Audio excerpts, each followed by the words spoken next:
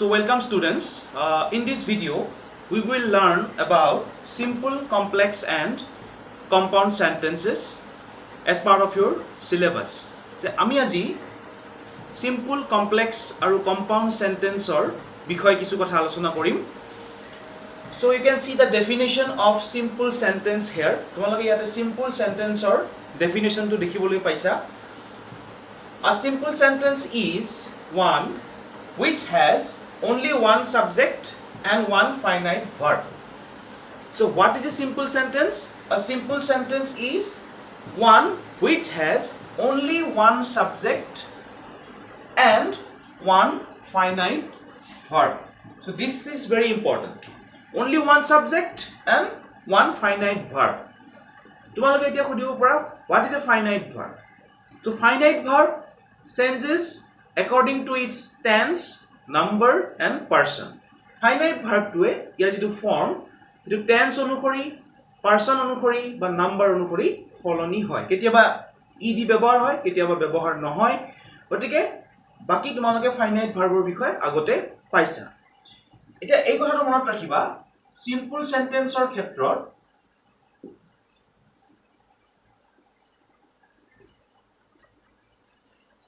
মন কৰিবলগীয়া কথা কেইটা হৈছে যে one subject, there will be only one subject, one independent clause,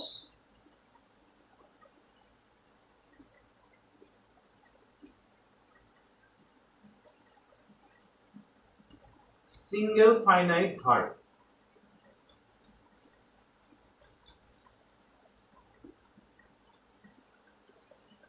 So these three things you have to remember. One subject, এটাই subject থাকিব বাক্যটোত. দ্বিতীয়তে one independent clause. So independent clause মানে কি? যিবিলাক বাক্যত নিজে ইয়াৰ নিজৰ অৰ্থটো প্ৰকাশ কৰিব পাৰে. The sentences which can express its meaning of its own. And why it is called independent?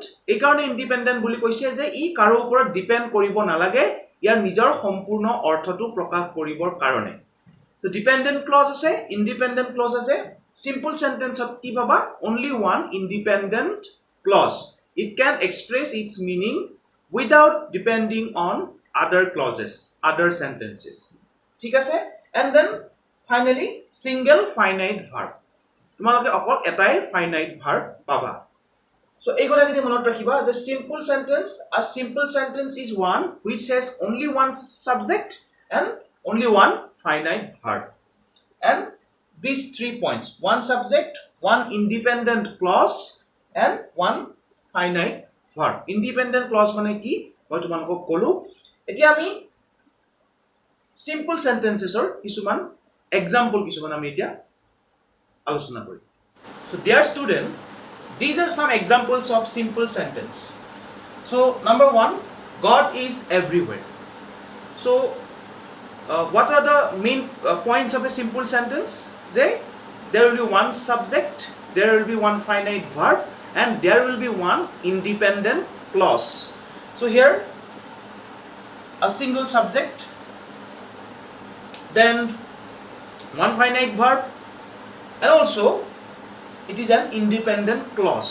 It can express its own meaning. এই বাক্যটোৱে God is everywhere ই নিজে নিজৰ অৰ্থটো সম্পূৰ্ণৰূপে প্ৰকাশ কৰিছে. এই বাক্যটোৱে আন এটা বাক্যৰ ওপৰত নিৰ্ভৰ কৰিবলগীয়া হোৱা নাই. Therefore it is called independent clause. Clause means group of words. That means sentence. So it is an independent clause. Therefore it is called a simple sentence. সেইকাৰণে এই বাক্যটোক আমি simple sentence বুলি কৈছো. তাৰ পিছত চাবা, I can speak English. It's an example of simple sentence. Here also only one subject and it is an independent clause. That means it can express its meaning without depending on other clause. অন্য বাক্যৰ ওপৰত নিৰ্ভৰ কৰিবলগীয়া হোৱা নাই কাৰণ I can speak English. মই English ক'ব পাৰো, মই ইংৰাজী ক'ব পাৰো. বাক্যটো সম্পূৰ্ণ ৰূপত অৰ্থ প্ৰকাশ পাইছে. ঠিক তেনেকৈ number 3, I am happy. এইটো একে, এটা সাবজেক্ট আছে, এটা ফাইনাইট ভার্ব আছে, এটা ইন্ডিপেন্ডেন্ট ক্লজ আছে. Then who is she? এইটো একে কিন্তু এই বাক্যকেইটা তোমালোকে দেখিছা যে বাক্যকেইটা ছুটি কাৰণে যে ইজি কাৰণে যে সিম্পল হেতু নহয় তোমালোকে সদায় মনত ৰাখিবা যে সিম্পল সেন্টেন্সত এটাই মাথোন সাবজেক্ট থাকিব গতিকে সেই কথাখিনি মন কৰিবা আৰু এটা ইন্ডিপেন্ডেন্ট ক্লজ থাকিব বাকি বিলাকত আমি বেলেগ পাম কমপ্লেক্স হক কম্পাউণ্ডত দুটা থাকিব এতিয়া আমি আৰু এটা এক্সাম্পল লৈছো তোমালোকৰ কাৰণে তোমালোকে সেই এক্সাম্পলটো চাবা নম্বৰ 5 তোমালোকে এক্সাম্পলটো মন কৰিবা the girl sitting in the corner eto nothoribo moi okoman musi লৈছো আগৰখিনি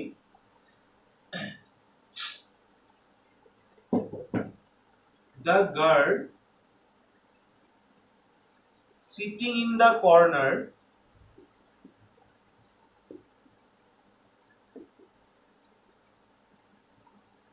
with a book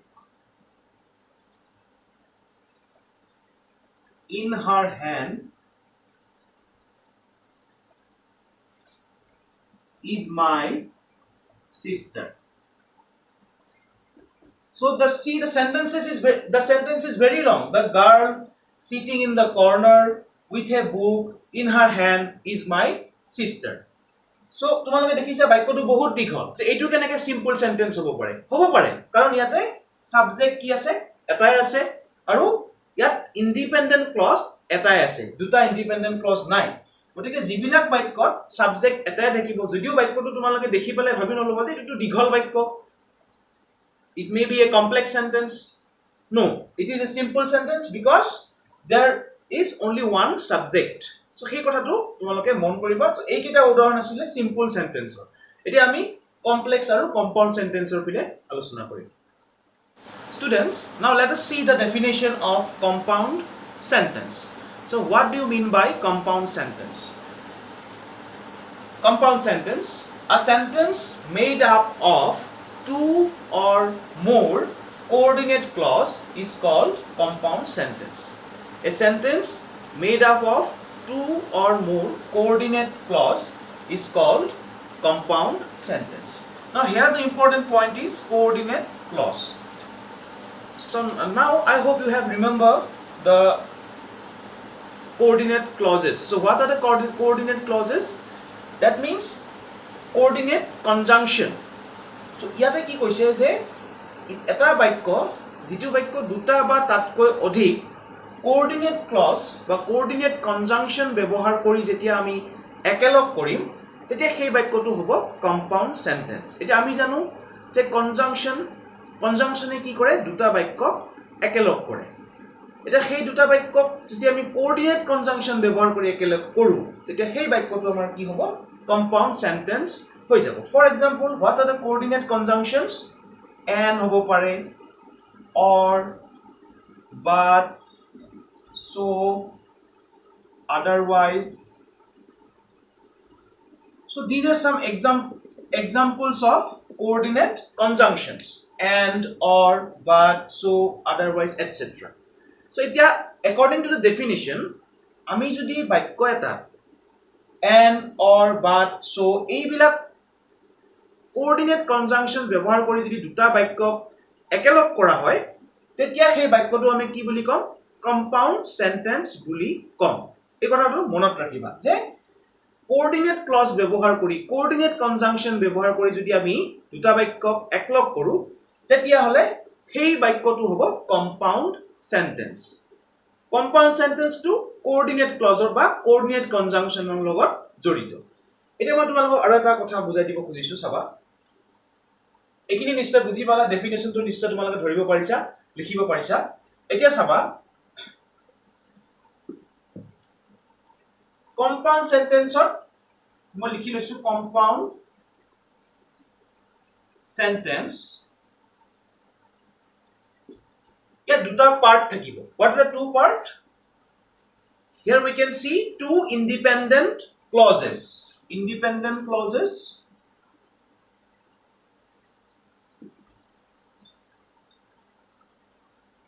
independent clause plus independent clause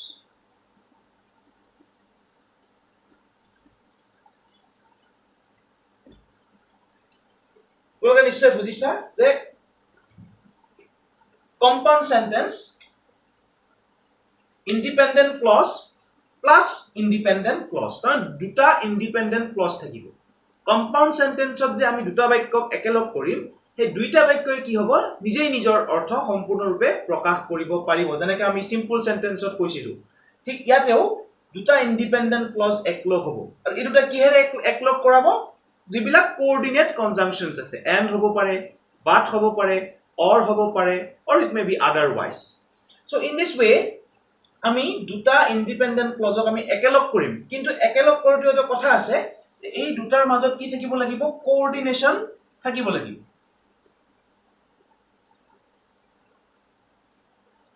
বাক্যটোৰ মাজত coordination থাকিব লাগিব তাৰ মানে সম্বন্ধ থাকিব লাগিব এই দুইটা বাক্যই যদি সম্পূৰ্ণৰূপে বেলেগ এটা অৰ্থ প্ৰকাশ কৰা হৈ যায় ইটোৰ লগত আনটো যদি কোনো ধৰণৰ লিংক নাথাকে সম্বন্ধ নালাগে তেতিয়া নহব there must be a coordination besides this ইয়াৰ উপৰিও তোমালোকে compound sentenceৰ যিবিলাক বাক্য থাকিব তাতে তোমালোকে কি দেখিবা কমা থাকিব ক'বাত সেমিকলন থাকিব সো এইবিলাক যদি তোমালোকে বাক্য এটা দেখিবলৈ পোৱা মন কৰা তোমালোকে গম পাবা যে that sentence might be a compound sentence এই বাক্যটো এটা compound sentence হ'ব পাৰে সো এইখিনি কথা ডেফিনিশনটো হেইটোৱে কৈছে যে দুটা ইন্ডিপেন্ডেন্ট ক্লজ থাকিব বা সেন্টেন্স থাকিব আৰু সেই দুইটা ইন্ডিপেন্ডেন্স ক্লজক কোনে লগ লগাব যিবিলাক কোঅৰ্ডিনেট কনজাংশনস আছে and or but এইবিলাক এটা উদাহৰণ এটা আমি আলোচনা কৰিম উদাহৰণ এটা কৰিলে তোমালোকে বুজি পাবা এইখিনি কথা তোমালোকে মনত ৰাখিবা যে compound sentence two independent clause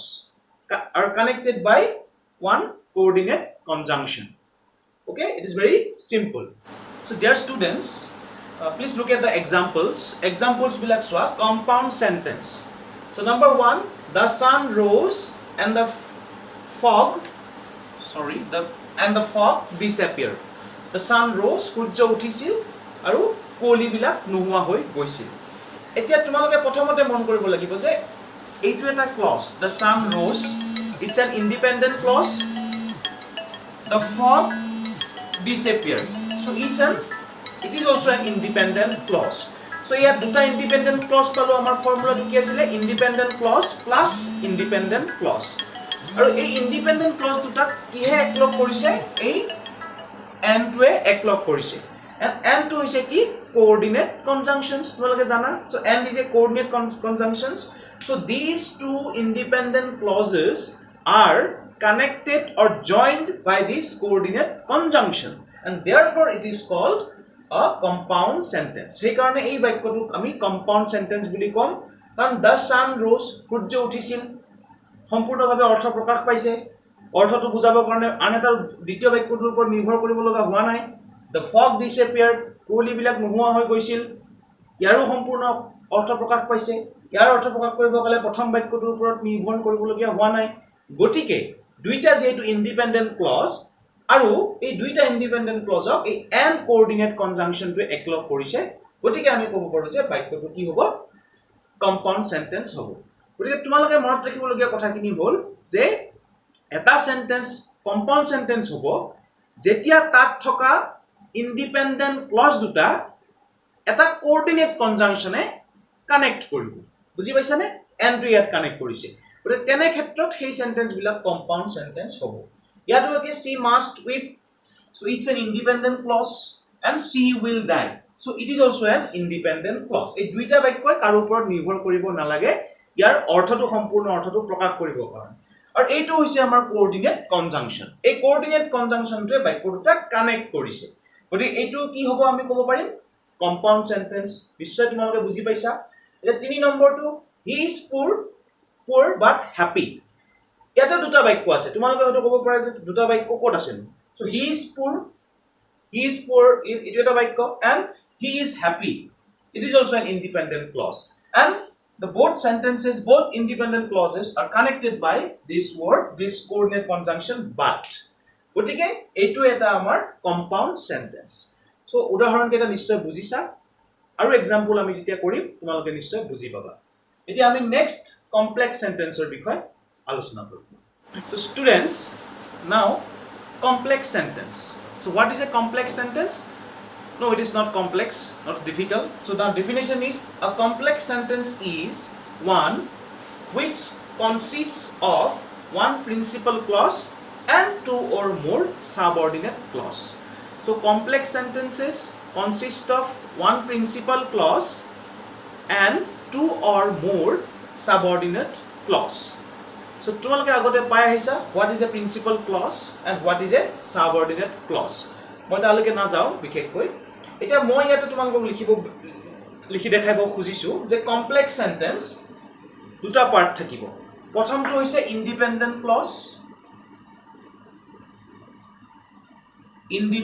close plus dependent close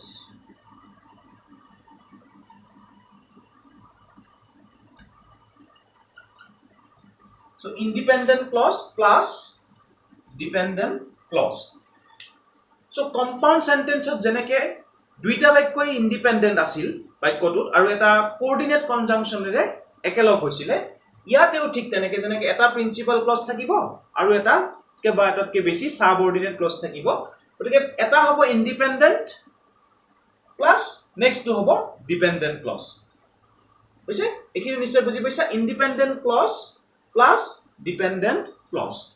Eta what is a dependent clause? That means ei jitu dependent clause or jitu বাক্য থাকিব সেই বাক্যটোৱে প্ৰথম বাক্যটোৰ ওপৰত কি কৰিব লাগিব নিৰ্ভৰ কৰিব লাগিব তাৰ সম্পূৰ্ণটো অৰ্থ প্ৰকাশ কৰিব কাৰণে এতিয়া আহো এই ইন্ডিপেন্ডেন্ট ক্লজ আৰু ডিপেন্ডেন্ট ক্লজ এই দুইটা যদি সাবঅৰ্ডিনেট কনজাংশনস যিবিলাক সাবঅৰ্ডিনেটিং কনজাংশনস আছে যেনে তোমালোকে ক'ব পাৰা that when, while, whenever, wherever, if.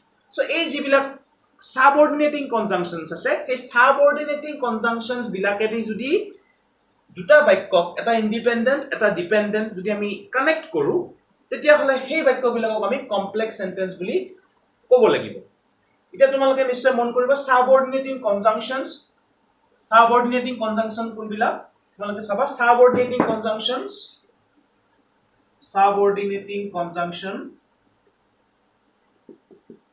subordinating conjunctions hobo if, who,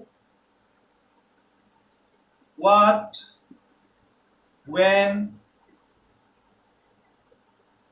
wherever, that. So these are some examples of subordinating conjunction.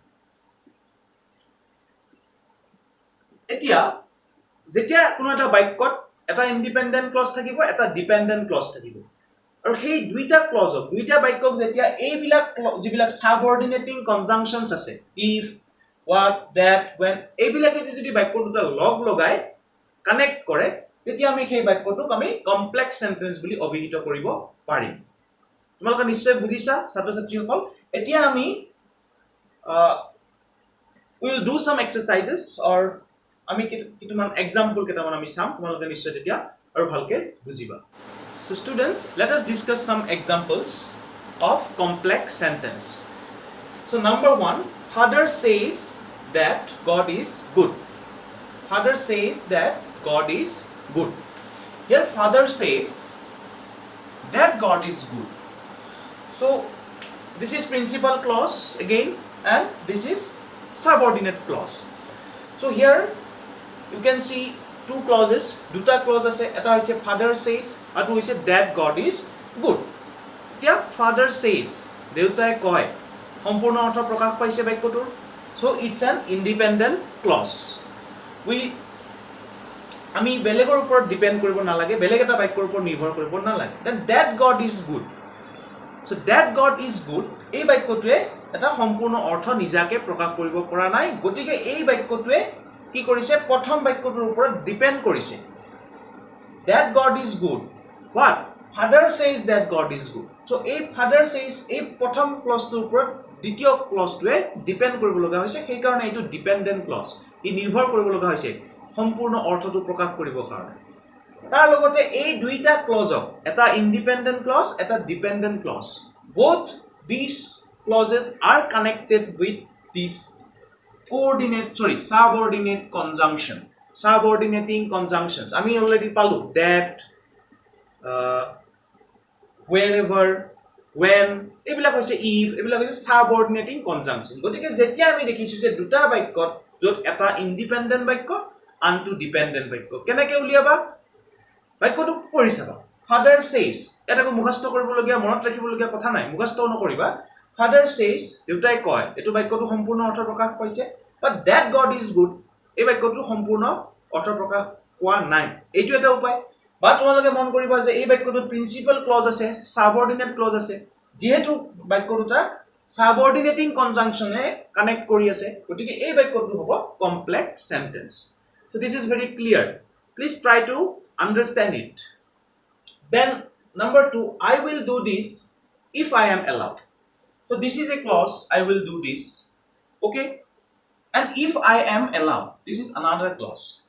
So I will do this, মই এইটো কৰিম। এইটো সম্পূৰ্ণ অৰ্থ প্ৰকাশ পাইছে। এই বাক্যটো নিজে নিজে অৰ্থ প্ৰকাশ কৰিব পাৰিছে। But if I am allowed, if I am allowed, যদিহে মোক পাৰমিশন দিয়ে, যদিহে মোক অনুমতি দিয়া হয়, কিহৰ অনুমতি দিয়া হয়? বাক্যটো সম্পূৰ্ণ প্ৰকাশ পোৱা নাই। মই যদি কওঁ যদিহে মোক অনুমতি দিয়া হয়, বাক্যটো অলপ ইনকমপ্লিট হৈ গৈছে, সম্পূৰ্ণ অৰ্থ প্ৰকাশ কৰা নাই। এতিয়া কৰিব যে if I am allowed, I will do this, তেতিয়া হলেহে মই এইটো কৰিম। এই দ্বিতীয় বাক্যটো ডিপেন্ডেন্ট, যেহেতু ই প্ৰথম বাক্যটোৰ ওপৰত ডিপেন্ড কৰিবলগীয়া হৈছে, নিৰ্ভৰ কৰিবলগীয়া হৈছে। তাৰ উপৰি এই দুইটা ক্লজকে এই if বুলি যিটো সাবঅৰ্ডিনেটিং কনজাংচনছ আছে, সাবঅৰ্ডিনেটিং কনজাংচনটোৱে কানেক্ট কৰিছে। এই কাৰণে এইটো হ'ব আমাৰ কমপ্লেক্স সেন্টেন্স। এনেকে তোমালোকে বিভিন্ন উদাহৰণ পাবা আৰু তোমালোকৰ পৰীক্ষাটো ঠিক তেনেধৰণে আহিব। বাক্য দিয়া থাকিব, তোমালোকে ক'ব লাগিব যে এই বাক্যটো simple sentence, whether it is a simple or complex or compound sentence, you have to find out. So for this you have to practice lots of examples, then you will have a good understanding in your mind what is a complex sentence, what is a compound sentence, what is a simple sentence. And then number 3, you can sit wherever you like. This is also same. So you can sit, তুমি এতিয়া বহিব পাৰা, সম্পূৰ্ণ অৰ্থ প্ৰকাশ কৰিছে। Then wherever you like, যতে তুমি মন কৰা, wherever you like, বাক্যটো ইনকমপ্লিট বা প্ৰথমটোৰ ওপৰত ডিপেন্ড কৰিবলগীয়া হৈছে। আৰু সেই কাৰণে এই বাক্যটো আকৌ কি হ'ব? সাবঅৰ্ডিনেটিং কনজাংচন wherever এ কানেক্ট কৰিছে, গতিকে এই বাক্যটোক আমি কমপ্লেক্স সেন্টেন্স বুলি কম। So I hope, dear students, you have learned a lot today. And this is simple, complex and compound sentence. I'm again revising from the beginning. So number 1, simple sentence. And simple sentence mane ki? There will be one single subject, one independent clause, one finite verb. Then number 2, compound sentence. What is a compound sentence? The sentences where we can use coordinating conjunctions to connect two sentences. দুটা বাক্যক আমি একলগ কৰিবৰ কাৰণে যেতিয়া coordinating conjunctions আমি ব্যৱহাৰ কৰিম, তেতিয়া সেই বাক্যবিলাক কি হ'ব? Compound sentence হ'ব। Next, finally, last one, complex sentence. So ইয়াত কি থাকিব? There will be one principal clause and 2 or more subordinate clause. That means one independent clause and one dependent clause, and both are connected by subordinating conjunctions. তেতিয়া হলে সেই বাক্যটোক আমি compound sentence বুলি ক'ব পাৰিম। So thank you for watching this video, and please do a lot of practices, and then it will be easy for you to understand the use of simple, complex and compound sentence. Okay, thank you.